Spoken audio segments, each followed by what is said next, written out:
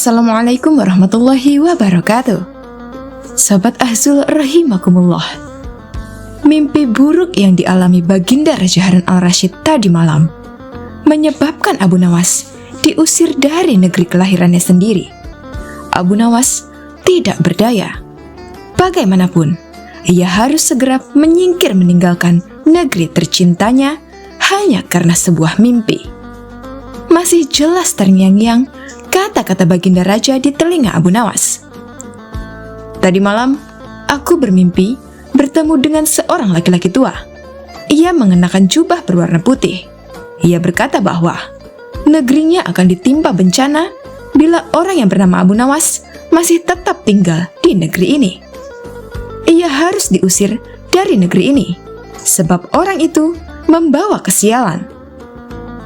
Ia boleh kembali ke negerinya dengan syarat tidak boleh dengan berjalan kaki, berlari, merangkak, melompat-lompat, dan menunggang keledai atau binatang tunggangan lainnya. Kata Baginda Raja kepada Abu Nawas. Dengan bekal yang diperkirakan cukup, Abu Nawas mulai meninggalkan rumah dan istrinya. Istri Abu Nawas hanya bisa mengiringi kepergian suaminya dengan derayan air mata. Sudah 2 hari penuh, Abu Nawas mengendarai keledainya. Bekal yang dibawanya mulai menipis.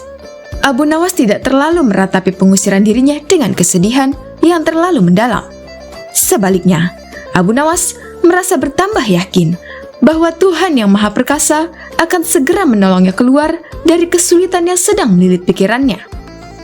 Bukankah tiada seorang teman pun yang lebih baik daripada Allah Subhanahu wa Ta'ala dalam saat-saat seperti itu? Pikir Abu Nawas di dalam hatinya. Setelah beberapa hari Abu Nawas berada di negeri orang, ia mulai diserang rasa rindu yang menyayat-nyayat hatinya yang paling dalam. Rasa rindu itu makin lama makin menderu, seperti dinginnya jumharir, sulit untuk dibendung. Memang, tak ada jalan keluar yang lebih baik daripada berpikir. Apakah dengan akal ia harus melepaskan diri? Apakah aku akan meminta bantuan orang lain dengan cara menggendongku dari negeri ini sampai ke istana Baginda Raja? Tidak akan ada seorang pun yang sanggup melakukannya. Aku harus bisa menolong diriku sendiri tanpa melibatkan orang lain. Pikir Abu Nawas lagi. Abu Nawas kembali ke istana Baginda dengan cara yang tidak termasuk larangan Baginda Raja. Setelah segala sesuatu yang dipersiapkan, Abu Nawas berangkat menuju ke negerinya sendiri. Perasaan rindu dan senang menggumpal menjadi satu. Kerinduan yang selama ini melecut-lecut semakin menggila karena Abu Nawas tahu sudah semakin dekat dengan kampung halamannya. Mengetahui Abu Nawas bisa pulang kembali, penduduk negeri gembira. Desas-desus tentang kembalinya Abu Nawas segera menyebar secepat bau semerbak bunga yang menyerbu hidung. Kabar kepulangan Abu Nawas juga sampai ke telinga Baginda Raja Harun al-Rasyid. Baginda juga merasa gembira mendengar berita itu, tetapi dengan alasan yang sama sekali berbeda. Rakyat gembira melihat Abu Nawas pulang kembali karena mereka mencintainya. Sedangkan Baginda Raja gembira mendengar Abu Nawas pulang kembali karena beliau merasa yakin kali ini pasti Abu Nawas tidak akan bisa mengelak dari hukumannya. Namun Baginda amat kecewa dan merasa terpukul melihat cara Abu Nawas pulang ke negerinya. Baginda sama sekali tidak pernah membayangkan kalau Abu Nawas ternyata bergelayut di bawah perut keledai. Sehingga Abu Nawas terlepas dari sanksi hukuman yang akan dijatuhkan karena memang tidak bisa dikatakan telah melanggar larangan Baginda Raja karena Abu Nawas tidak mengendarai keledai, melainkan bergelayut di bawah perut keledai.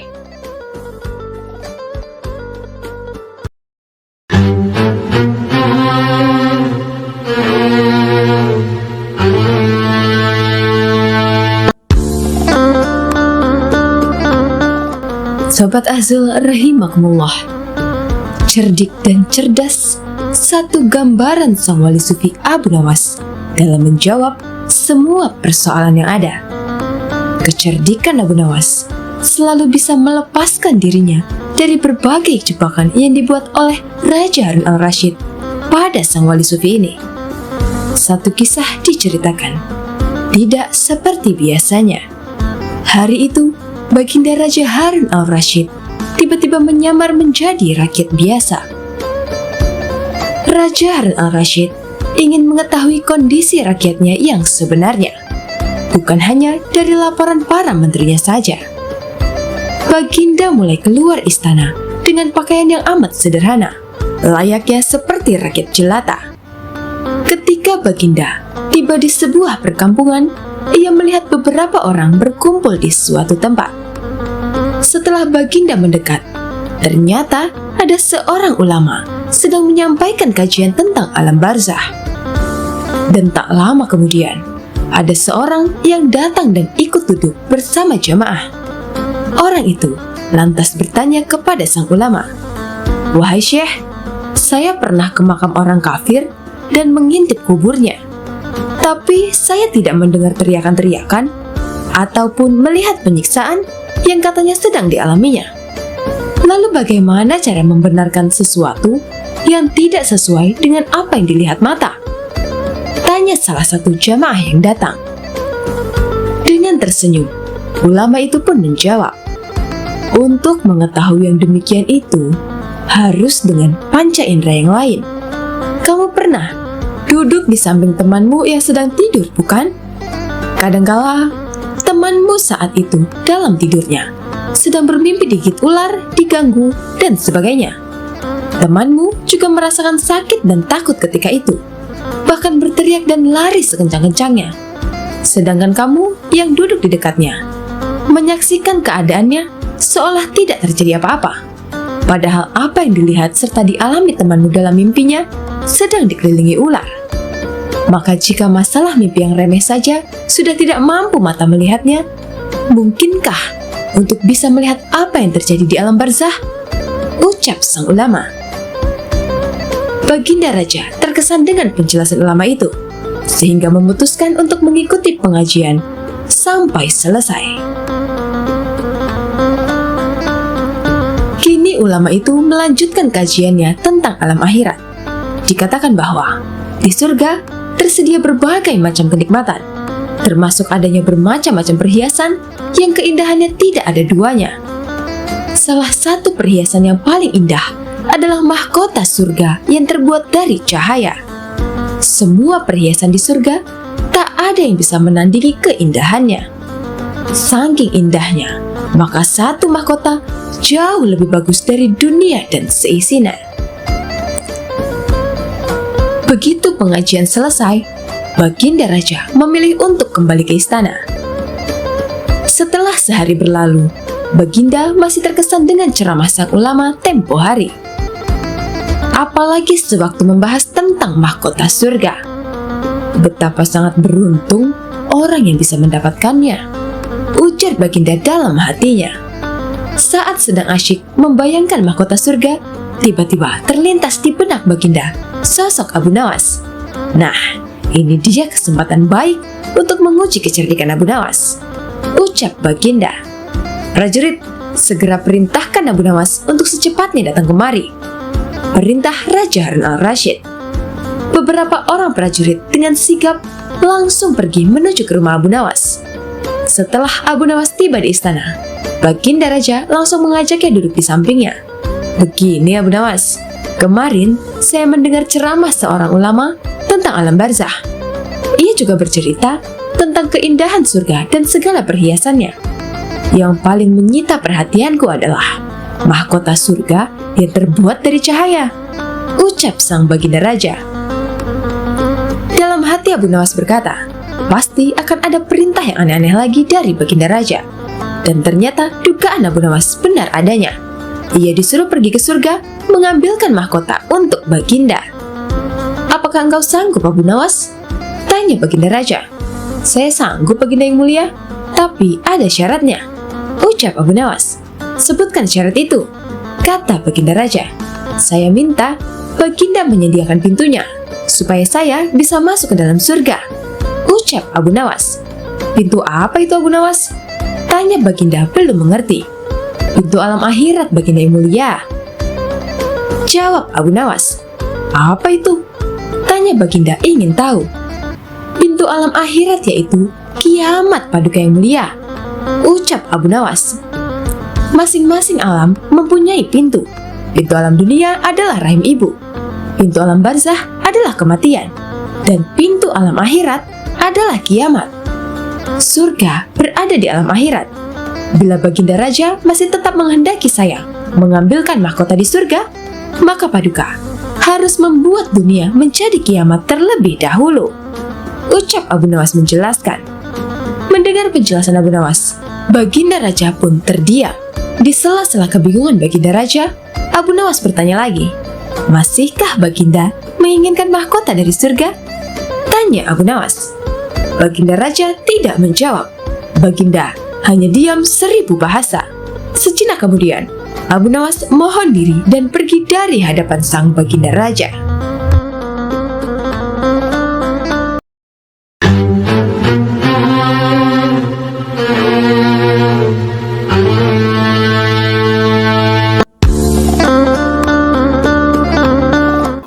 Sobat Ahzul rahimakumullah. Suatu hari, Abu Nawas didatangi seorang pengemis laki-laki.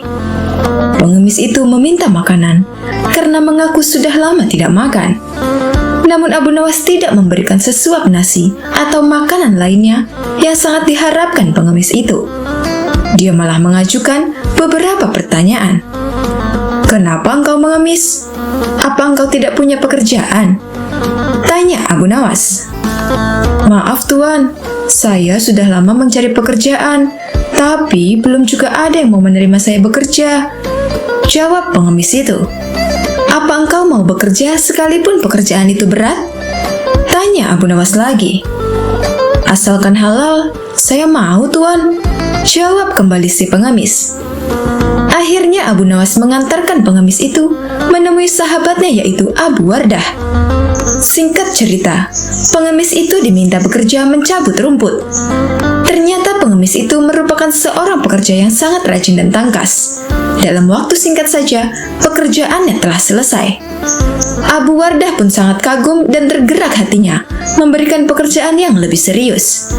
Ia meminta pengemis itu memisahkan 1 ember kurma menjadi 3 bagian. Kurma yang bagus diletakkan di keranjang pertama, sementara yang lumayan bagus diletakkan di keranjang kedua, dan kurma yang jelek diletakkan di keranjang ketiga. Namun ia lupa tidak memberikan penjelasan kepada pengemis itu tentang perbedaan antara kurma yang baik dan kurma yang buruk. Keesokan harinya, Abu Nawas datang ke rumah Abu Wardah untuk menanyakan kabar pengemis itu. Ia pun menjelaskan bahwa pengemis itu sangatlah rajin dan terampil mencabut rumput di ladangnya, sehingga dirinya menyimpulkan bahwa pengemis itu adalah pekerja yang baik. Maka itu, Abu Wardah memberikan pekerjaan yang lebih serius. Sekarang dia bekerja apa? Tanya Abu Nawas. Tadi malam, dia aku suruh memisahkan kurma-kurma menjadi 3 bagian. Mari kita ke sana melihatnya. Tentu sudah selesai pekerjaan itu, kata Abu Wardah. Tidak lama kemudian, keduanya sangat terkejut ketika melihat pengemis itu tidur pulas, tidak mengerjakan apa yang diperintahkan. Dengan penuh tanya, Abu Wardah pun membangunkan pengemis itu. Kenapa engkau tidak menyelesaikan pekerjaan yang mudah itu? Tanya Abu Wardah. Maaf Tuan, kalau hanya memindahkan kurma, sesungguhnya itu mudah. Yang sulit adalah membuat keputusan mana kurma yang baik, lumayan baik, dan mana kurma yang jelek. Karena saya tidak diberitahu sebelumnya oleh Tuan. Jawab sang pengemis. Sungguh, itu tidak terpikirkan olehku, ucap Abu Wardah. Abu Nawas pun tersenyum melihat kejadian itu. Ia pun menegur Abu Wardah karena hanya bisa memberikan tugas, tapi tidak mengajarinya dengan baik cara melakukannya. Wallahu a'lam bishawab.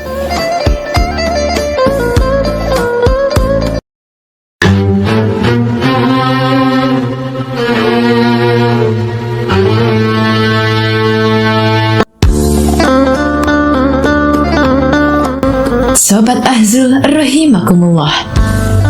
Suatu hari Abu Nawas menemukan sekantong emas. Lalu suatu ketika, negerinya sedang mengalami masa paceklik.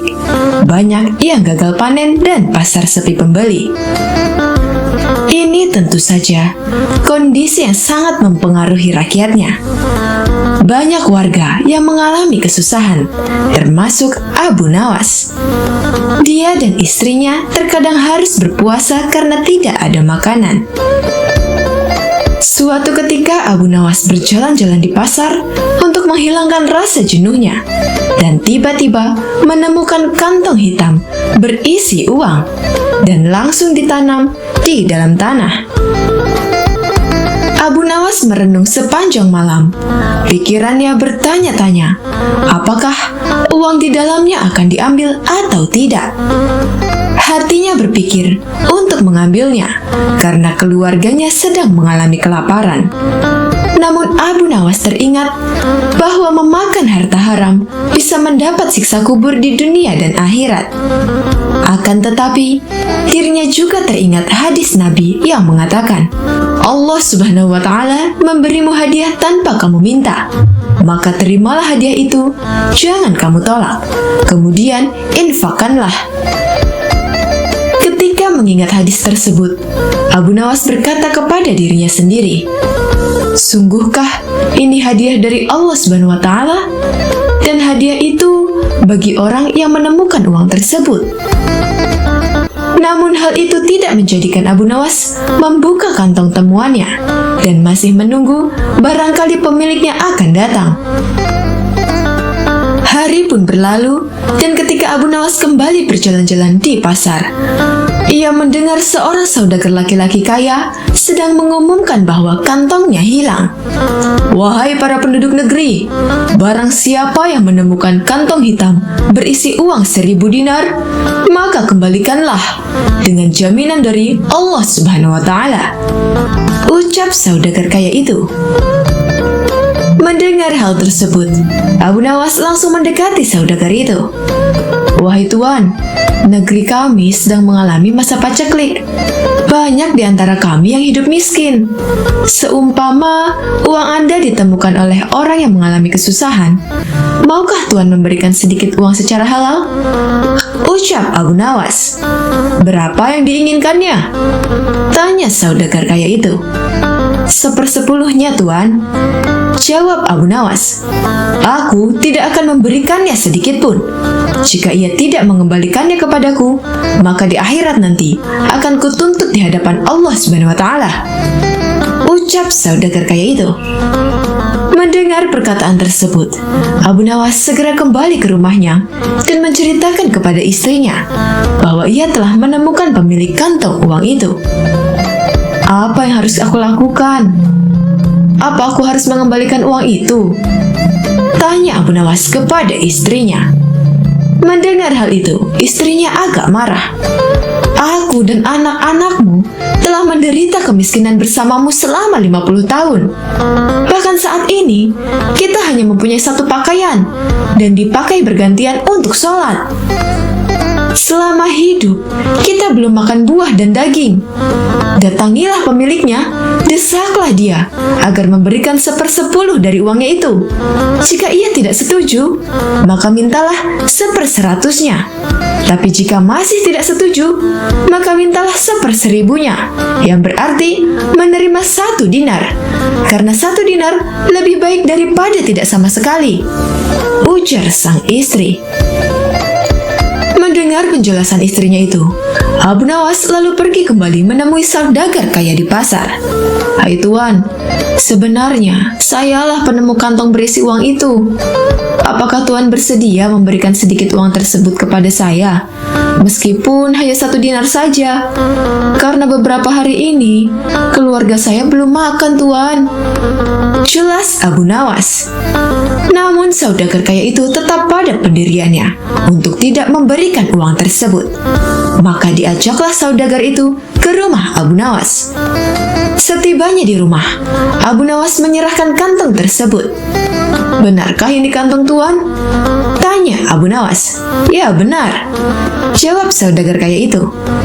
Kemudian Kemudian lelaki tersebut membuka kantongnya dan menghitung jumlah uangnya. Jumlahnya masih tetap utuh, yaitu 1.000 dinar. Lalu saudagar kaya itu pamit pulang kepada Abu Nawas.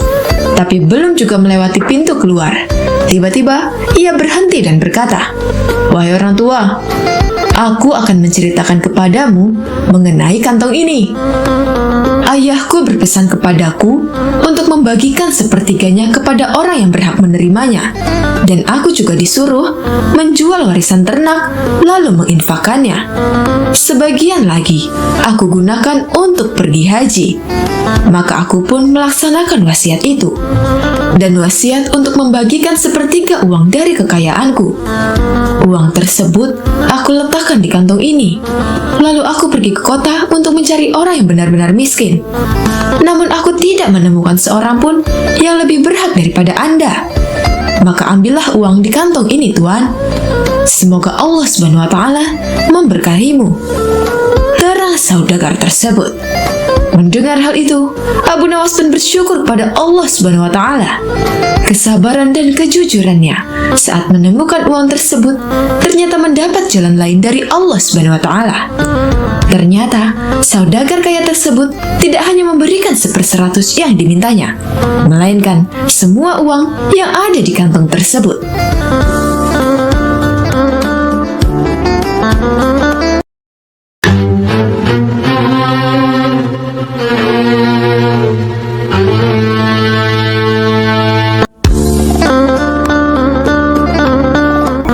Sobat Ahzul rahimakumullah, Abu Nawas tertunduk sedih saat mendengar perkataan istrinya.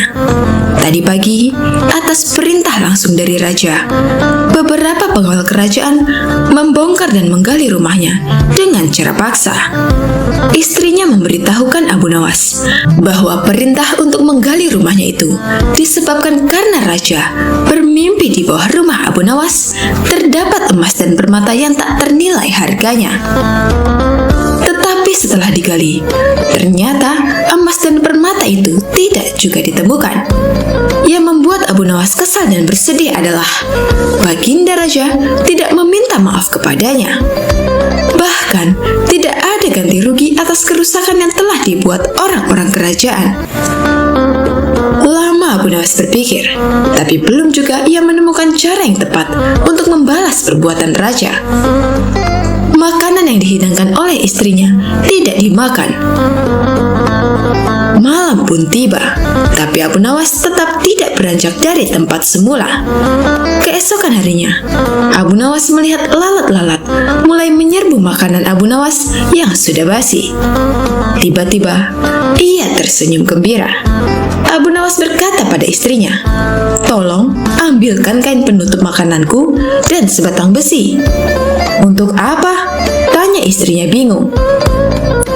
"Aku akan membalas perbuatan raja yang seenaknya merusak rumah kita," jawab Abu Nawas.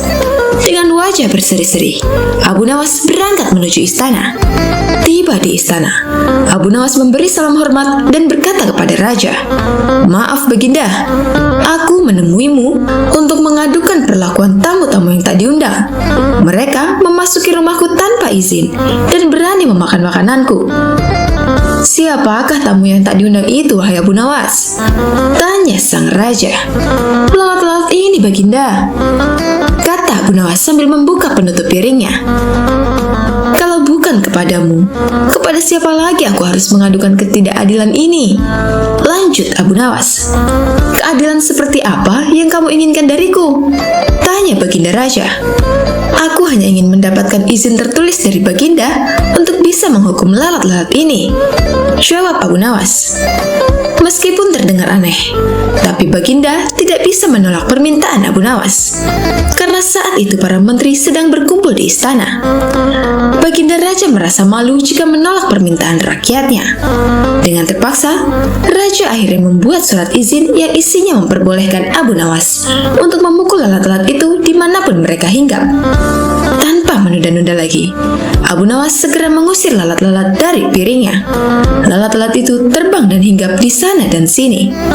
Dengan tongkat besi yang sudah sejak tadi dibawanya, Abu Nawas Nawas mulai mengejar dan memukul lalat-lalat itu. Seekor lalat hinggap di kaca. Abu Nawas pun memukul kaca itu hingga pecah. Begitupun dengan lalat-lalat lain yang menempel di vas bunga dan patung hias.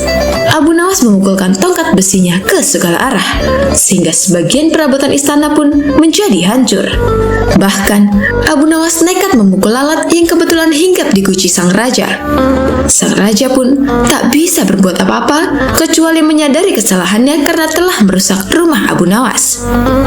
Setelah merasa puas, Abu Nawas pun pamit pulang. Kini, barang-barang kesayangan Baginda Raja telah hancur lebur. Bukan itu saja, Raja juga merasa malu. Ia sadar betapa kelirunya berbuat semena-mena kepada Abu Nawas. Abu Nawas yang selalu lucu dan sering menghibur banyak orang itu, ternyata bisa sangat marah kepada orang yang mengganggunya. Sementara itu, Abu Nawas pulang dengan perasaan lega. Ia sudah tidak sabar ingin bercerita kepada istrinya tentang apa yang baru saja ia lakukan di istana.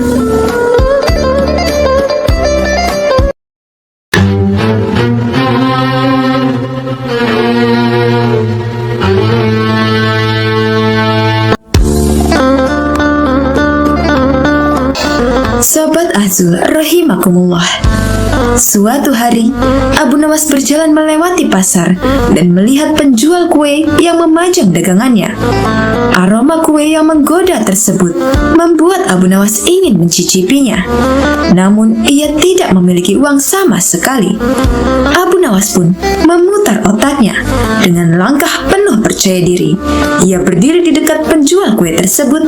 Kemudian ia mengangkat kedua tangannya ke langit dan mulai berdoa dengan suara lantang. Ya Allah, berikanlah aku rezeki hari ini. Kalau tidak, ambillah saja rezeki penjual kue ini dan limpahkan kepadaku. Seru Abu Nawas, membuat orang-orang di sekitar pasar mulai memperhatikannya. Mendengar doa tersebut, penjual kue itu pun terkejut dan mulai merasa takut. Ia khawatir rezekinya benar-benar diambil. Apalagi ucapan Abu Nawas terdengar begitu meyakinkan. Tak ingin mengambil resiko, penjual kue itu segera memberikan beberapa kue kepada Abu Nawas. Wahai Abu Nawas, ambillah ini dan pergilah. Jangan berdoa seperti itu lagi, ujar penjual kue dengan nada cemas. Abu Nawas menerima kue tersebut dengan senyum lebar.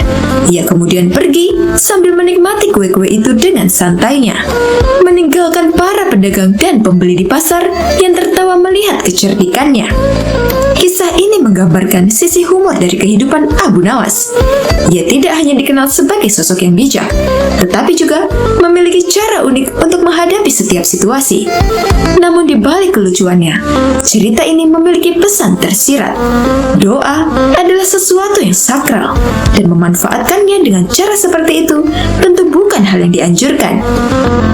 Tindakan Abu Nawas tersebut menunjukkan keahliannya dalam membaca situasi dan memanfaatkan peluang. Meski demikian, kisah ini sebaiknya hanya dijadikan hiburan semata, bukan untuk ditiru dalam kehidupan nyata.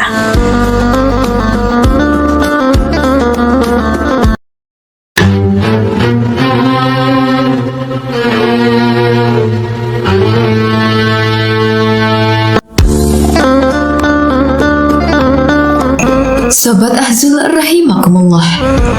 Abu Nawas adalah tokoh sufi yang terkenal pada saat pemerintahan Raja Harun al-Rashid. Selain dikenal sebagai tokoh sufi, Abu Nawas juga dikenal sebagai orang tak pernah kehabisan akal menjawab pertanyaan sang baginda raja. Abu Nawas sendiri adalah orang yang takut pada hewan beruang. Saat itu, Abu Nawas diminta oleh sang raja berburu beruang bersamanya. Padahal sang baginda raja sudah tahu bahwa Abu Nawas sangat takut dengan beruang. Namun pada saat itu, siapa saja yang tidak melaksanakan perintah baginda raja, maka akan mendapatkan hukuman. Abu Nawas pun bingung karena tidak dapat menolak permintaan dari baginda raja. Dalam perjalanan menuju hutan untuk berburu beruang, tiba-tiba cuaca menjadi mendung. Dengan segera, baginda pun memanggil Abu Nawas, dan Abu Nawas mendekati baginda raja.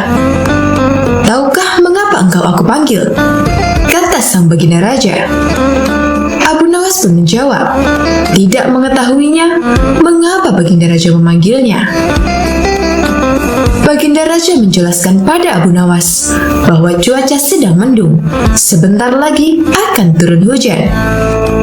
Namun hutan masih jauh dari tempat rombongan Abu Nawas dan baginda raja. Sang baginda raja pun menjelaskan bahwa Abu Nawas akan diberikan kuda yang lambat, sedangkan sang raja bersama rombongan yang lain akan diberikan kuda yang cepat. Dan sang baginda raja memerintahkan Abu Nawas tetap menjaga pakaiannya agar tetap kering meski hujan turun. Baginda raja juga memerintahkan pada saat jam istirahat tiba, ia meminta semua rombongan agar kembali ke tempat peristirahatan. Dengan begitu, semua pasukan berpencar seperti apa yang telah diperintahkan sang baginda raja. Sedangkan Abu Nawas menyusuri jalan menuju hutan dengan kudanya yang lamban. Dan akhirnya, Abu Nawas sadar bahwa sang baginda raja telah menjebaknya. Tak lama setelah itu, hujan pun turun. Baginda raja bersama rombongannya basah kuyup akibat derasnya hujan. Mereka pun pergi ke tempat peristirahatan karena sudah memasuki jam istirahat makan siang. Belum sampai baju sang baginda raja bersama rombongannya kering, Abu Nawas pun sampai pada tempat peristirahatan. Baginda raja dan pengawalnya terheran-heran karena melihat baju Abu Nawas tetap kering. Padahal kuda Abu Nawas sangatlah lamban, tidak mungkin pergi berteduh untuk dengan cepat. Pada hari berikutnya, sang baginda raja bersama rombongannya meminta untuk menaiki kuda yang lamban, sedangkan Abu Nawas menaiki kuda yang cepat. Namun hujan pun turun dengan derasnya seperti hari sebelumnya. Alhasil, baju baginda raja bersama rombongannya pun basah kuyup. Ketika jam makan siang tiba, baginda melihat Abu Nawas lebih dulu sampai di tempat peristirahatan. Ternyata pakaian Abu Nawas tetap kering meskipun diguyur hujan yang deras. Melihat pakaian Abu Nawas yang tetap kering, baginda raja penasaran dan bertanya kepadanya, "Terus teranglah, wahai Abu Nawas, bagaimana cara menghindari hujan?" Tanya sang baginda raja. "Mudah saja Tuanku yang mulia. Hamba sebenarnya tidak menghindari hujan. Namun saat hujan turun, hamba membuka semua pakaian hamba dan melipatnya. Kemudian hamba mendudukinya. Itu yang hamba lakukan sampai hujan berhenti, sang baginda raja," ujar Abu Nawas. Baginda raja pun mengakui kecerdikan Abu Nawas. Dan itulah kesekian kalinya Abu Nawas mampu mengecoh baginda dengan akalnya.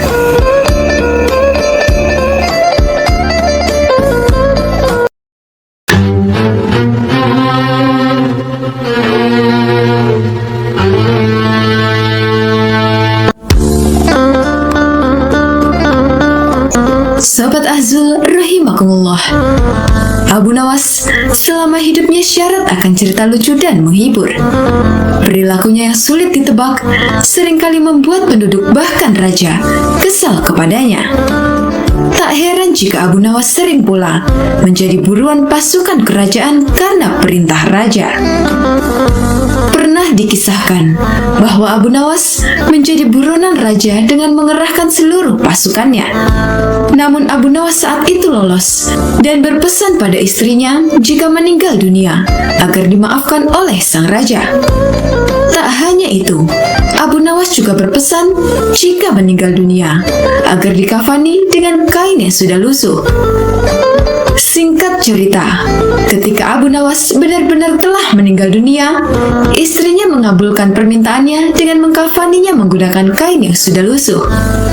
Kain kafan yang dipakaikan untuk Abu Nawas merupakan kain lama yang telah berubah warna tidak putih lagi. Akhirnya ketika di alam kubur, datanglah malaikat Mungkar dan Nakir untuk bertanya kepadanya. Saat itu pula, langsung malaikat Mungkar dan Nakir bertanya kepada Abu Nawas tentang siapa Tuhanmu. Abu Nawas yang tahu akan mendapatkan banyak pertanyaan, coba mengelabui malaikat Mungkar dan Nakir. Dia berkata kepada malaikat Mungkar dan Nakir bahwa dirinya merupakan mayat lama yang tentunya sudah ditanya demikian. Abu Nawas Nawas berkata sambil menunjukkan kain kafannya yang sudah lusuh, pertanda dirinya adalah mayat lama. Malaikat pun bingung. Jika melihat kain kafan Abu Nawas, memang sudah seperti mayat lama. Namun anehnya, jika malaikat Mungkar dan Nakir melihat kuburnya, sangat jelas dia merupakan mayat baru karena galian tanahnya masih baru. Akhirnya malaikat Mungkar dan Nakir pun pergi meninggalkan Abu Nawas untuk mencari mayat baru yang lain. Demikianlah kisah lain tentang Abu Nawas yang mengelabui malaikat Mungkar dan Nakir.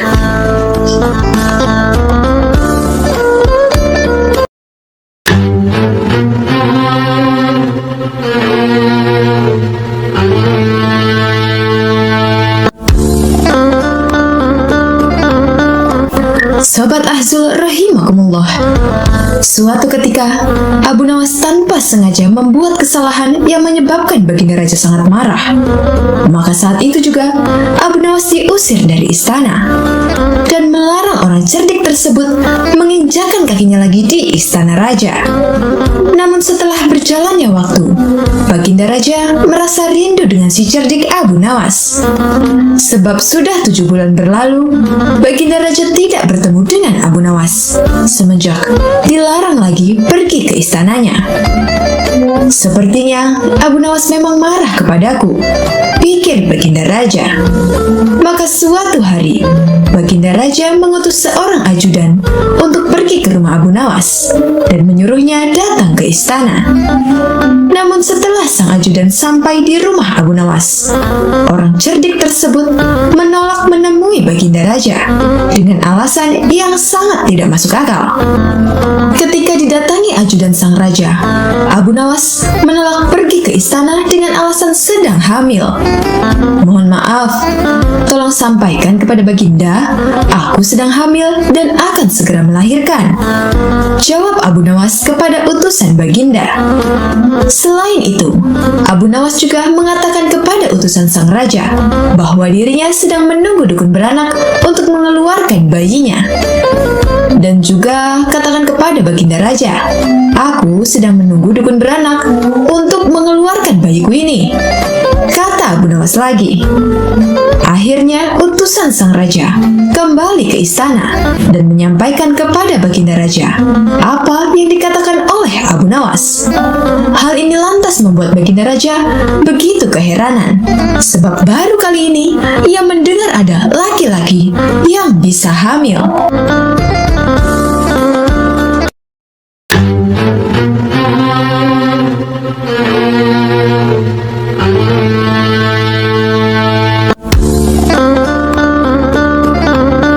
Sobat Ahzul rahimakumullah. Berikut ini adalah kisah ketika Abu Nawas diminta untuk menjadi qadhi atau hakim oleh Raja Harun al-Rasyid. Namun Abu Nawas tidak mau diangkat. Akhirnya dia bisa menolak permintaan raja dengan cara yang sangat cerdik. Adapun kisahnya adalah sebagai berikut. Suatu hari, Raja Harun al-Rasyid mengadakan rapat dengan para menterinya untuk mengangkat Abu Nawas menjadi hakim. Apa pendapat kalian mengenai Abu Nawas yang hendak kuangkat menjadi hakim? Kata raja. Melihat keadaan Abu Nawas yang semakin parah otaknya, maka sebaiknya tuanku mengangkat orang lain saja untuk menjadi qadhi, jawab sang menteri. Menteri-menteri yang lain juga mengutarakan pendapat yang sama. Tuanku, Abu Nawas telah menjadi gila. Karena itu, dia tak layak menjadi qadhi. Tambah yang lain. Baiklah, kita tunggu dulu sampai 21 hari. Karena bapaknya kan baru saja mati. Jika tidak sembuh-sembuh, kita mencari qadhi yang lain saja, jawab sang raja. Namun setelah 1 bulan berlalu, Abu Nawas masih dianggap gila. Maka Sultan Harun al-Rasyid mengangkat orang lain menjadi qadhi kerajaan Baghdad. Konon, dalam suatu pertemuan besar, ada seseorang bernama Fulan yang sejak lama berambisi menjadi qadhi. Dia mempengaruhi orang-orang di sekitar Baginda untuk menyetujuinya jika ia diangkat menjadi seorang qadhi. Maka tatkala ia menunjukkan dirinya menjadi qadhi kepada Baginda Raja, maka dengan mudah Baginda pun menyetujuinya. Begitu mendengar Fulan diangkat diangkat menjadi kadi. Maka Abu Nawas mengucapkan rasa syukur kepada Allah Subhanahu wa Ta'ala. Alhamdulillah, aku telah terlepas dari bala yang mengerikan. Tapi sayang sekali, kenapa harus Fulan yang jadi kadi? Kenapa tidak yang lain saja? Ucap Abu Nawas dalam hatinya. Lalu, kisah Abu Nawas menolak menjadi kadi dengan cara pura-pura gila bukan tanpa alasan. Beginilah kisahnya. Ketika ayah Abu Nawas sakit parah dan hendak meninggal dunia, ia panggil Abu Nawas untuk menghadap. Abu Nawas pun datang mendapati bapaknya yang juga pernah menjadi seorang hakim atau kadi. Hai anakku, aku sudah hampir mati. Sekarang ciumlah telinga kanan dan telinga kiriku, pinta sang bapak. Abu Nawas segera menuruti permintaan terakhir bapaknya. Ia cium telinga kanan bapaknya. Ternyata berbau harum, sedangkan yang sebelah kiri berbau sangat busuk. Bagaimana anakku? Sudah kau cium? Benar bapak. Ceritakanlah dengan sejujurnya, bau kedua telingaku itu. Aduh pak, sungguh mengherankan. Telinga bapak yang sebelah kanan berbau harum sekali, tapi yang sebelah kiri kok baunya amat busuk. Hai anakku Abu Nawas, tahukah apa sebabnya bisa terjadi begini? Wahai bapakku, cobalah ceritakan kepada anakmu ini. Akhirnya sang ayah bercerita perihal yang menyebabkan telinga sebelah kiri bau dan kanan harum. Pada suatu hari, datang dua orang mengadukan masalahnya kepadaku. Yang seorang, aku dengarkan keluhannya. Tapi yang seorang lagi, karena aku tak suka, maka tak ku dengar pengaduannya. Inilah resiko menjadi kadi. Jika kelak kau suka menjadi kadi, maka kau akan mengalami hal yang sama. Namun jika kau tidak suka menjadi kadi, maka buatlah alasan yang masuk akal agar kau tidak dipilih sebagai kadi oleh Sultan Harun al-Rasyid. Tapi tak bisa tidak, Sultan Harun al-Rasyid pastilah tetap memilihmu sebagai kadi. Jelas sang bapak. Akhirnya terungkaplah sebab Abu Nawas pura-pura menjadi gila, yakni hanya untuk menghindarkan diri agar tidak diangkat menjadi kadi yang memutus suatu perkara.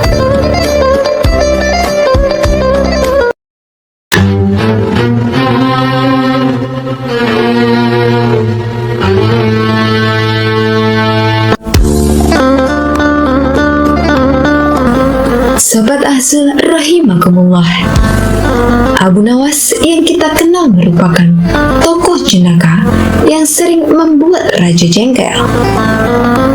Banyak ide-ide cemerlang yang sering dia keluarkan untuk bisa membuat orang lain, bahkan raja, terkelabuhi. Bahkan tak jarang juga, Abu Nawas mampu memecahkan persoalan-persoalan yang dialami oleh baginda raja. Dikisahkan bahwa raja sempat kesal kepada Abu Nawas, namun kebingungan bagaimana caranya agar bisa menghukum Abu Nawas. Akhirnya raja menemukan ide, yakni jika dengan mencari ulama atau orang pintar untuk menandingi Abu Nawas. Konon, didapatlah ulama tersebut yang kemudian mematahkan ramalan Abu Nawas tentang kematian raja. Singkat cerita, raja yang dibantu ulama tersebut menyiapkan segala sesuatu untuk menangkap Abu Nawas. Hingga akhirnya Abu Nawas terjerembab pada siasat ulama tersebut yang membuat Abu Nawas melakukan kesalahan. Abu Nawas pun akhirnya ditangkap dan dimasukkan ke dalam sel hukuman untuk dihukum panjung. Sesaat lagi Abu Nawas akan dihukum mati. Sahabat dan orang-orang yang pernah ditolong Abu Nawas merasa bersimpati. Namun derai air mata mereka tidak akan mampu menghentikan hukuman mati pada Abu Nawas. Raja terlihat sangat bahagia sejak Abu Nawas ditangkap dan menikmati kemenangan tersebut. Banyak orang yakin bahwa Abu Nawas akan dihukum panjung. Namun ada satu orang yang tidak yakin bahwa Abu Nawas akan mati di panjung, yakni istri Abu Nawas. Orang-orang tampak makin was-was menjelang pelaksanaan hukuman itu. Namun Abu Nawas justru tambah tenang. Raja yang melihat Abu Nawas tampak tenang, berfirasat bahwa itu hanya tipu daya Abu Nawas saja, dan dirinya tak ingin kembali terkecoh. Namun Abu Nawas berkeyakinan, selama nyawa masih melekat di badan, maka harapan masih akan menyertai. Dia percaya bahwa Tuhan akan tetap bersamanya. Hal seperti ini yang tidak dimiliki oleh raja. Saat akan dieksekusi mati oleh raja, Abu Nawas diberi satu permintaan terakhir yang bisa didapatkan. Abu Nawas meminta, jika pilihannya salah, maka dia siap dihukum pancung. Namun jika pilihannya benar, maka dia harus dihukum gantung. Sebenarnya raja paham, ini sebuah jebakan dari Abu Nawas. Dengan berhati-hati, raja tetap menuruti keinginan tersebut dan mempersilahkan menyebutkan keinginannya. Dengan berteriak, Abu Nawas berkata dirinya memilih hukum pancung, dan teriakan itu didengar oleh warga yang menyaksikan. Usai berteriak, Abu Nawas berkata pada raja, apakah ada yang salah dengan pilihannya dihukum pancung? Raja paham itu tidak salah, dan raja harus memenuhi dengan hukuman gantung, yang artinya mengalihkan teriakan Abu Nawas barusan. Di mana Abu Nawas berteriak, hukuman pancung.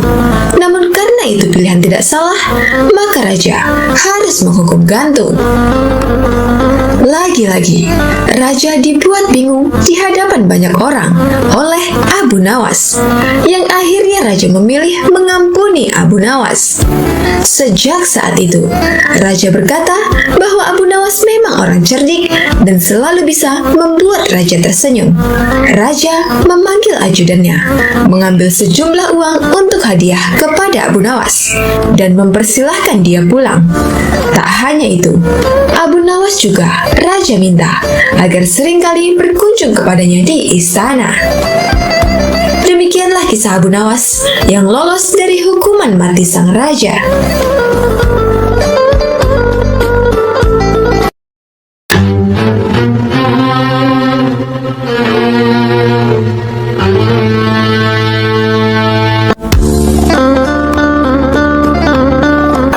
Sobat Azul rahimakumullah, siapa yang tidak kenal sosok penyair ternama dari kalangan bangsa Arab ini?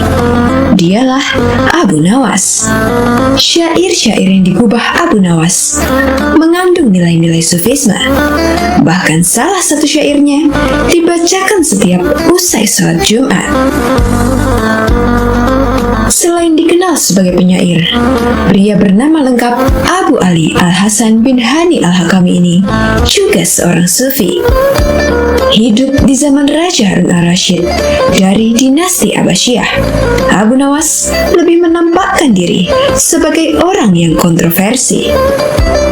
Bahkan di kalangan masyarakat waktu itu, dia juga dikenal sebagai penyair mabuk dan agak gila. Selain itu, Abu Nawas juga dikenal sering bertingkah konyol dan lucu. Suatu ketika, Abu Nawas memandikan keledai kesayangannya. Meskipun keledainya sangat lamban, tapi Abu Nawas sangat menyayanginya. Setelah keledai kesayangannya terlihat bersih, Abu Nawas pun kemudian berkemas dan siap-siap berangkat bepergian. Dia pun pergi dengan menunggangi keledainya. Keledai Abu Nawas sangat lamban sekali. Namun Abu Nawas tidak pernah mempermasalahkannya. Bahkan jarak yang hanya 1 kilometer saja harus ditempuh berjam-jam lamanya. Di tengah perjalanan, Abu Nawas berpapasan dengan teman lamanya. "Hai Abu Nawas, kamu mau kemana?" tanya kawan lama Abu Nawas. "Aku mau sholat Jumat di kampung tetangga," jawab Abu Nawas. Setelah mendengar jawaban Abu Nawas, kawan-kawannya heran dan tertawa. "Loh, ini kan masih hari Kamis Abu Nawas," kata temannya heran. "Iya, aku tahu. Tapi keledaiku ini amat istimewa. Dia lamban sekali kalau berjalan. Aku sudah bersyukur kalau besok keledaiku tiba tepat pada waktunya," kata Abu Nawas. Jawaban Abu Nawas membuat temannya terheran-heran karena perilaku Abu Nawas yang konyol. Itulah kisah Abu Nawas yang berangkat sholat Jumat di hari Kamis. Aneh, tapi jenaka bukan?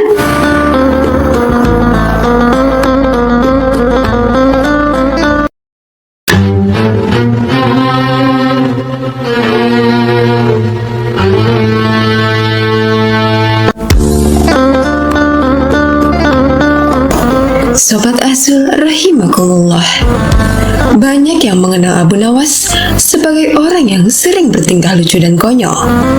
Kekonyolannya selalu hadir di waktu yang tidak diduga-duga dan selalu berhasil membuat lawannya keheranan. Namun paling sering dikisahkan adalah ketika Abu Nawas berseteru dengan pihak kerajaan. Bahkan raja pun sering dikelabuinya. Abu Nawas memiliki kegiatan atau kebiasaan mencari kayu bakar setiap harinya ke hutan. Suatu hari, ketika di hutan, Abu Nawas melihat seekor tupai yang melompat-lompat di dekatnya. Karena merasa heran, karena baru pertama kali melihat, Abu Nawas pun mencoba untuk memburunya. Setelah cukup lama memburunya, akhirnya Abu Nawas berhasil menangkap tupai tersebut. Setelah itu, Abu Nawas membungkusnya dengan karung dan kembali pulang ke rumahnya. Namun sesampainya di rumah, istrinya bertanya, soalnya pulang tak membawa kayu bakar kecuali buntelan karung. Abu Nawas pun berkata bahwa yang dia bawa adalah hewan langka yang bisa mendatangkan uang bahkan harganya mahal. Istrinya belum tahu apa yang Abu Nawas bawa. Namun Abu Nawas pamit untuk memanggil orang sekitar untuk memamerkannya. Karung tersebut dia titipkan pada istrinya tanpa boleh untuk dibuka karena sebagai kejutan dan juga bisa kabur. Ketika Abu Nawas pergi, istrinya tetap penasaran lalu diam-diam membukanya hingga akhirnya tupai itu keluar. Karena takut ketahuan Abu Nawas, istrinya pun mensiasati dengan mengisi karung tadi dengan gandum. Abu Nawas kemudian datang bersama rombongan warga dan tokoh sekitar untuk melihat hewan yang dibilangnya langka tersebut. Setelah dibuka, ternyata istrinya hanya gandum, bukan tupai yang ditangkapnya waktu di hutan. Orang-orang pun bertanya kenapa yang diperlihatkan malah buah gandum, bukan hewan langka. Tak kehilangan akal, Abu Nawas coba alihkan perhatian dan bilang bahwa gandum tersebut dipungutnya di depan rumah orang-orang. Ditambahkan, jika semua gandum yang orang-orang buang dikumpulkan, betapa bermanfaatnya bagi mereka. Abu Nawas pun meminta persetujuan agar yang membuang gandum mendapat hukuman hakim. Semua hadirin setuju dan akan melaporkan usulan Abu Nawas kepada hakim sebagai sebuah ide bagus agar tidak ada lagi kekurangan makanan. Akhirnya Abu Nawas merasa lega karena mampu mengecoh rombongan tersebut. Namun tetap heran kenapa karungnya malah berisi gandum. Keesokan harinya, Abu Nawas kembali mencari kayu bakar ke hutan dan lagi-lagi bertemu dengan tupai tersebut. Dengan rasa heran dan kesal, Abu Nawas berkata, "Dasar binatang hantu yang bisa menjelma menjadi gandum," ujarnya saat tupai tersebut melintas di dekatnya.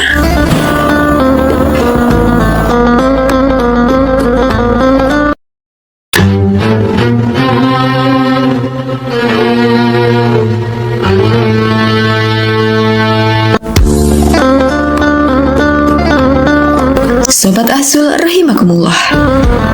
Kisah tentang Abu Nawas yang diusir oleh Raja Harun al-Rasyid dari Baghdad. Alasannya, Raja bermimpi buruk tentang Abu Nawas sehingga harus diasingkan dari negaranya. Namun Abu Nawas diperbolehkan kembali pulang kampung asalkan harus sesuai dengan syarat yang ditetapkan. Padahal syarat itu sangat mustahil untuk dilakukan. Namun bukan Abu Nawas bila tidak bisa melawan kemustahilan itu. Suatu malam, Baginda Raja Harun al-Rasyid mengalami mengalami mimpi yang sangat buruk. Akhirnya, Raja memanggil Abu Nawas untuk menjelaskan tentang mimpi tersebut. Tadi malam, aku bermimpi bertemu dengan seorang laki-laki tua. Ia mengenakan jubah putih dan berkata bahwa negeri ini akan ditimpa bencana bila orang yang bernama Abu Nawas masih tetap tinggal di negeri ini. Ia harus diusir dari negeri ini sebab orang itu membawa kesialan, kata raja kepada Abu Nawas. Hal itulah yang menyebabkan Abu Nawas diusir dari negeri Baghdad. Abu Nawas tidak berdaya dan tak habis pikir. Dia harus meninggalkan negeri Baghdad hanya karena sebuah mimpi. Abu Nawas, kau boleh kembali ke negeri ini dengan syarat tidak boleh dengan berjalan kaki, berlari, merangkak, melompat-lompat, dan menunggang keledai atau binatang tunggangan lainnya. Jelas sang raja. Akhirnya, Abu Nawas mulai meninggalkan rumah dan istrinya dengan membawa bekal secukupnya. Istri Abu Nawas hanya bisa mengiringi kepergian suaminya dengan derayan air mata. Sudah 2 hari penuh, Abu Nawas mengendarai keledainya. Bekal yang dibawanya sudah mulai menipis. Abu Nawas tidak terlalu meresapi pengusiran dirinya dengan kesedihan yang terlalu mendalam. Sebaliknya, Abu Nawas merasa bertambah yakin bahwa Tuhan yang Maha Perkasa akan segera menolongnya keluar dari kesulitan yang sedang melilit pikirannya. Bukankah tiada seorang teman pun yang lebih baik daripada Allah Subhanahu wa Ta'ala dalam saat-saat seperti itu? Setelah beberapa hari Abu Nawas berada di negeri orang, ia mulai diserang rasa rindu yang menyayat-nyayat hatinya. Rasa rindu itu semakin lama semakin menderu-deru, seperti dinginnya Zamharir. Sulit untuk dibendung. Memang, tak ada jalan keluar yang lebih baik daripada berpikir. Tetapi dengan akal apakah ia harus melepaskan diri? Begitu tanya Abu Nawas dalam hati. Apakah aku akan meminta bantuan orang lain dengan cara menggendongku dari negeri ini sampai istana Baginda? Tidak. Tidak akan ada seorang pun yang sanggup melakukannya. Aku harus bisa menolong diriku sendiri tanpa melibatkan orang lain. Pada hari ke-19, Abu Nawas menemui cara lain yang tidak termasuk larangan Baginda Raja Harun al-Rasyid. Setelah segala sesuatunya dipersiapkan, Abu Nawas berangkat menuju ke negerinya sendiri. Perasaan rindu dan senang menggumpal menjadi satu. Kerinduan yang selama ini melecut-lecut semakin menggila karena Abu Nawas tahu sudah semakin dekat dengan kampung halaman. Mengetahui Abu Nawas bisa pulang kembali, penduduk negeri sangat gembira. Kabar dan desas-desus tentang kembalinya Abu Nawas segera menyebar secepat bau semerbak bunga yang menyerbu hidung. Kabar kepulangan Abu Nawas juga sampai ke telinga Baginda Raja.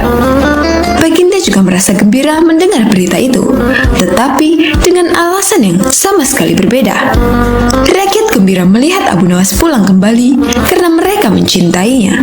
Sedangkan Baginda Raja gembira mendengar Abu Nawas pulang kembali karena beliau merasa yakin kali ini pasti Abu Nawas tidak akan bisa mengelak dari hukumannya.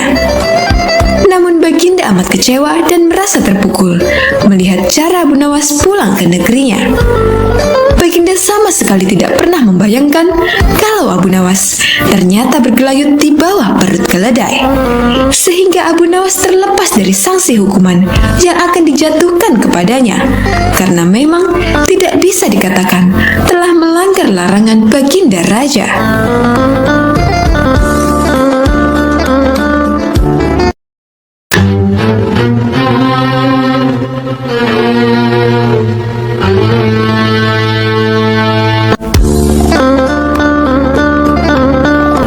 Sobat Azul rahimakumullah. Alkisah, Abu Nawas mendapat undangan untuk sebuah jamuan makan malam. Dalam undangan tersebut, dia juga diminta mengisi tausiah agama. Abu Nawas pun datang pada jamuan makan malam itu untuk menghormati tuan rumah. Namun karena datang lebih awal, Abu Nawas mendapat tempat duduk di paling depan. Duduk di kursi itu seakan-akan Abu Nawas menjadi orang terhormat. Beberapa saat kemudian, para undangan mulai berdatangan dan disusul oleh pejabat kerajaan yang terkejut karena di kursi bagian depan diduduki oleh Abu Nawas. Mendapati hal tersebut, si pejabat langsung protes dengan keras kepada panitia makan malam. Kenapa saya, pejabat kerajaan yang terhormat, mendapat tempat duduk di belakang dan justru Abu Nawas ada di depan? Protes pejabat itu. Pertanyaan Bapak harusnya langsung kepada Abu Nawas, ujar panitia tersebut. Pejabat itu berjalan ke depan menghampiri Abu Nawas dan berbisik bahwa yang pantas duduk di kursi itu adalah dirinya, pejabat kerajaan. Wahai Abu Nawas, engkau tidak pantas duduk di kursi depan, karena yang pantas adalah diriku, pejabat kerajaan. Mendapat teguran sombong, Abu Nawas mulai bicara, dan kemudian terjadilah perdebatan yang menghebohkan orang yang hadir di jamuan makan malam tersebut. Saudara pejabat yang terhormat, Anda tidaklah lebih baik dari seorang pesulap, kata Abu Nawas. Wah, tidak bisa begitu. Saya adalah pejabat kerajaan, bukan pesulap, cetus si pejabat tegang. Sekalipun saya pesulap, ketika naik panggung, saya bisa bertindak sesuai janji.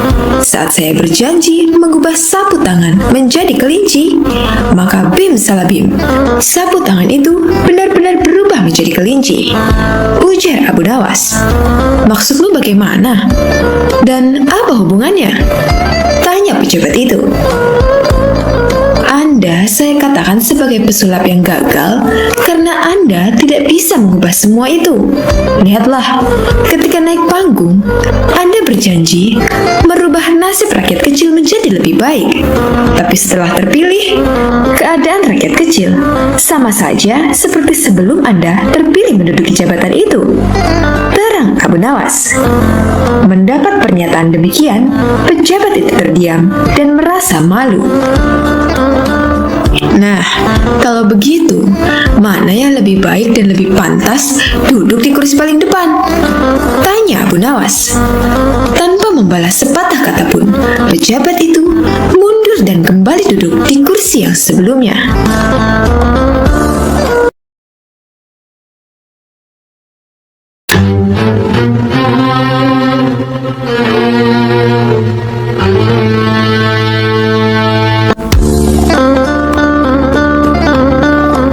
Sobat Ahzul rahimakumullah, Abu Nawas bertemu 3 orang cerdik.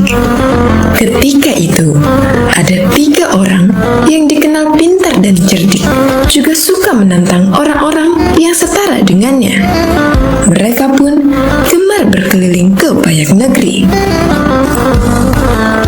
Ketika itu, 3 orang cerdik tersebut memasuki kampung Abu Nawas. Kemudian penduduk setempat berusaha menghalangi 3 orang itu, namun tidak tahu harus bagaimana lagi. Akhirnya, penduduk setempat melaporkannya kepada Abu Nawas, karena mereka yakin Abu Nawas bisa menandinginya. Kemudian Abu Nawas pun setuju. Dengan senang hati, ia akan mengadu kepintaran dengan 3 orang yang dikenal cerdik tersebut. Saat itu, mereka adu kepintaran di sebuah lapangan, sehingga masyarakat bisa menontonnya.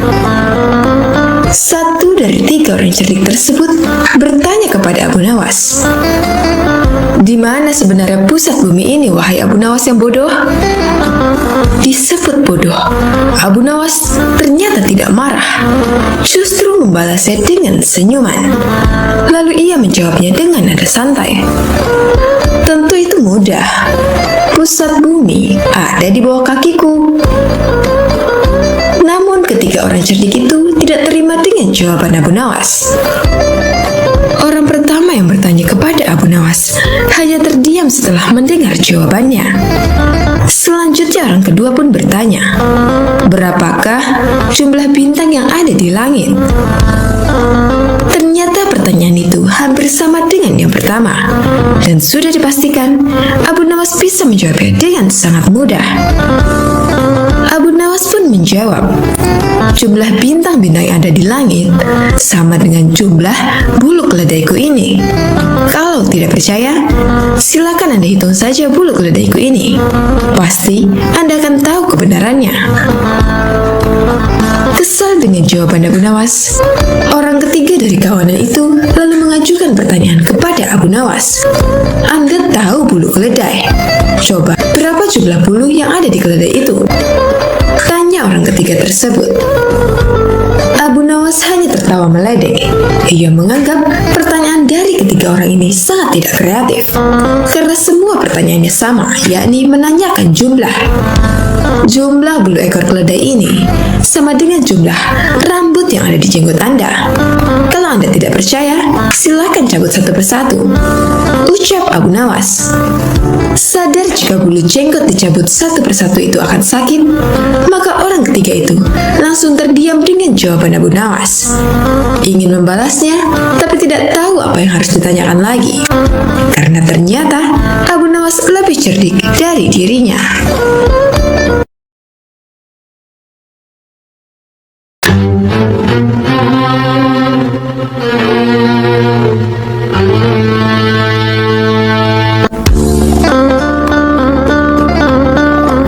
Sobat Ahzul rahimakumullah, Abu Nawas mendengar ada pencuri kambuhan di kota tempat tinggalnya. Pencuri itu sebenarnya sering tertangkap oleh warga, tapi tidak pernah jera atas perbuatannya. Suatu hari, pencuri tersebut beraksi di rumah saudagar kaya raya. Saat menjarah barang-barang berharga, dia kepergok oleh si pemilik rumah. Saudagar tersebut langsung berteriak minta tolong. Ada pencuri, ada pencuri! Teriak saudagar kaya itu. Tapi anehnya, si pencuri tampak terlihat tenang. Dia sama sekali tidak ada niatan kabur. Justru ia menghampiri warga yang tengah mengepungnya. Tentu saja warga langsung membekuknya. Bahkan ada beberapa orang yang hendak memukuli dan ada juga yang ingin melemparinya dengan batu. Di saat itulah datang menteri istana untuk mengamankan si pencuri. Kalian tidak boleh main hakim sendiri. Jangan sampai ada yang memukul si pencuri, apalagi melempari dia dengan batu, teriak Tuan Menteri kepada para warga. Tapi dia sudah seringkali mencuri, Tuan Menteri. Kami sangat geram dengan ulahnya. Biarkan kami memukulinya supaya dia jera, sahut salah seorang warga. Kita lempari batu saja ke kepalanya biar tidak meresahkan warga, timpal warga yang lain. Melihat emosi warga yang mulai tidak terbendung, Tuan Menteri lalu berkata, kalau ada yang berani menyakiti si pencuri ini, aku tidak segan-segan menghukum kalian. Kalian boleh memukul atau melempar batu ke pencuri ini, tetapi ada syaratnya. Apa itu syaratnya? Kami sudah tidak sabar ingin menghukumnya, tanya para warga penasaran. Syaratnya adalah siapa yang tidak pernah memiliki kesalahan boleh memukul atau melempari batu ke pencuri ini. Jelas Tuan Menteri menjelaskan dengan persyaratan tersebut. Para warga hanya terdiam, sebab mana mungkin ada manusia yang tidak punya salah. Bahkan anak kecil pun pernah melakukan kesalahan. Akhirnya para warga membubarkan diri, sementara si pencuri dibawa oleh Tuan Menteri dengan dalih akan diproses di pengadilan. Tapi kenyataannya, di tengah jalan, si pencuri malah dibebaskan dan disuruh pulang. Usut punya usut, ternyata si pencuri adalah sahabat karib Tuan Menteri. Beberapa hari kemudian, si pencuri kembali beraksi dan setiap kali tertangkap warga, Tuan Menteri selalu datang menolong. Begitulah seterusnya hingga suatu ketika si pencuri menyatroni rumah Abu Nawas. Kebetulan saat itu, Abu Nawas baru saja mendapat hadiah emas dari Baginda Raja. Ketika si pencuri masuk ke rumah dan hendak mengambil emas tersebut, Abu Nawas keburu memergokinya. Hai pencuri kurang ajar, ucap Abu Nawas. Bukannya kabur, si pencuri malah dengan tenang berjalan keluar meninggalkan Abu Nawas. Hal ini membuat Abu Nawas bertambah emosi. Abu Nawas lantas langsung memukul dan membekuknya. Si pencuri pencuri pun berteriak kesakitan. Mendengar ada kegaduhan di rumah Abu Nawas, warga pun segera berdatangan. "Ada apa, Abu Nawas?" tanya salah satu warga. "Orang ini hendak mencuri di rumahku," jawab Abu Nawas. "Lagi-lagi dia, seakan tidak ada kapoknya," ucap salah satu warga. "Tidak lama lagi, dia pasti akan dibebaskan oleh Tuan Menteri," ujar warga yang lain. "Kita hukum saja ramai-ramai sebelum Tuan Menteri datang," sahut warga lain. Tetapi sayangnya, niat tersebut tidak terlaksana, sebab Tuan Menteri dan para pengawal segera mendatangi rumah Abu Nawas. Tuan Menteri lalu mengamankan si pencuri dengan melepaskannya dari tangan warga. Si pencuri kini berdiri di samping Tuan Menteri. "Sudah saya peringatkan berkali-kali, kalian tidak boleh main hakim sendiri. Kalau ada yang berani menyakitinya, aku tidak segan-segan menghukum kalian," ancam Tuan Menteri kepada para warga. Tapi bagi siapa saja yang tidak pernah memiliki kesalahan selama hidupnya, boleh memukul atau melempar batu ke pencuri ini. "Ayo, silakan, bila kalian merasa sok suci," bentak Tuan Menteri. Mendengar itu, para warga pun terdiam seketika. Tapi tidak bagi Abu Nawas. Diam-diam, ia mengambil 2 batu besar, lalu dilemparkan ke arah langit secara bersamaan. Saat 2 batu tersebut kembali turun ke bawah, masing-masing mengenai kepala si pencuri dan Tuan Hakim. Sontak si pencuri langsung jatuh pingsan. Dari kepalanya keluar darah bercucuran. Begitu juga dengan Tuan Menteri. Meski tidak pingsan, dia mengalami sakit yang luar biasa. Dari kepalanya hingga bercucuran darah yang cukup banyak. "Kurang ajar, siapa yang berani berbuat lancang melempar batu?" teriak Tuan Menteri penuh emosi. Dikarenakan takut menjadi sasaran amukan Tuan Menteri, orang-orang di sana lalu menunjuk bahwa Abu Nawaslah pelakunya. "Kurang ajar kau, Abu Nawas, kau akan mendapat hukuman berat," bentak Tuan Menteri. "Salahku di mana? Kenapa tiba-tiba aku dihukum?" tanya Abu Nawas berpura-pura. "Kamu telah berani melempari kepalaku dengan batu," jawab Tuan Menteri. "Oh itu, bukankah tadi Tuan Menteri mengatakan sendiri, siapa saja yang tidak pernah bersalah selama hidupnya boleh melempari si pencuri dengan batu," balas Abu Nawas. "Jadi kamu merasa kalau kamu tidak pernah berbuat salah? Jangan sok suci kamu, Abu Nawas," hardik Tuan Menteri. "Justru itu, karena aku orang yang pernah berbuat salah, makanya aku minta bantuan malaikat langit. Aku berikan dia 2 batu dengan cara melemparkannya ke atas. Ketika malaikat langit mengembalikan batu itu ke bawah, ternyata yang kena bukan hanya pencuri, tapi juga Tuan Menteri ikut kena. Mungkin malaikat langit lebih tahu bila selama ini Tuan Menteri bersekongkol dengan si pencuri," kata Abu Nawas. Mendengar itu, Tuan Menteri tidak bisa berkata apa-apa, tapi memendam amarah kepada Abu Nawas. Tuan Menteri ingin menghukumnya saat itu juga, karena perkataan yang diucapkan Abu Nawas hanya dibuat-buat. Belum sempat Tuan Menteri perintahkan pengawal untuk menangkap, tiba-tiba Abu Nawas berkata lagi, kalau besok-besok dia sampai kedapatan mencuri lagi, dan Tuan Menteri menolong dengan alasan akan mengamankannya, maka batu ini bukan hanya akan aku berikan kepada malaikat langit, tapi akan aku berikan juga kepada Baginda Raja, ancam Abu Nawas. Mendengar perkataan tersebut, nyali Tuan Menteri mendadak ciut. Tuan Menteri yang tadinya bersikap garang mendadak berubah menjadi santun, sebab tahu betul berapa dekatnya Abu Nawas dengan Baginda Raja. "Maafkan aku, Tuan Abu Nawas. Aku pastikan kali ini si pencuri akan mendapat hukuman," kata Tuan Menteri. Sejak saat itulah akhirnya si pencuri menjadi jera dan tidak mengulangi perbuatannya karena Tuan Menteri sudah tidak berani melindunginya.